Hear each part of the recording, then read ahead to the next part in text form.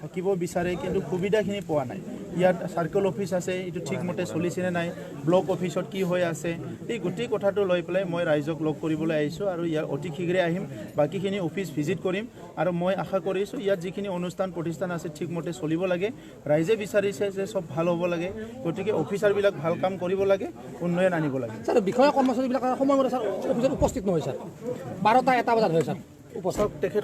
তেখেতসকলৰ গুৰুবিলাক তেনেকৈ শিকাই দিছে কি 12টা 1টাত আহিলেই হ'ব বুলি কেনে এতিয়া লাহে লাহেকৈ এইবিলাক পৰিৱেশ চেঞ্জ হৈ যাব এতিয়া নিজৰ সময়ত অফিচত আহিব লাগিব নহ'লে চাকৰি এৰি যাব লাগিব কাৰণ তেখেতসকলক পাব্লিক ছাৰ্ভেণ্ট বুলি কোৱা হৈছে গতিকে পাব্লিকে তেখেতক আহি দৰ্জাৰ সন্মুখত ৰখি থাকিব এনেকুৱা দিন নাই আৰু যদি কোনোবা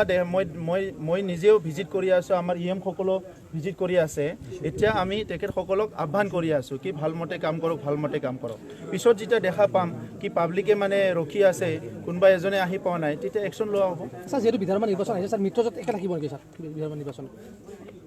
বহুত স্পীডত কথাবিলাক সুধি আছে গতিকে মোক অলপ চিন্তা কৰিবলৈ সময় দিয়ক লাহে লাহে উত্তৰ দিম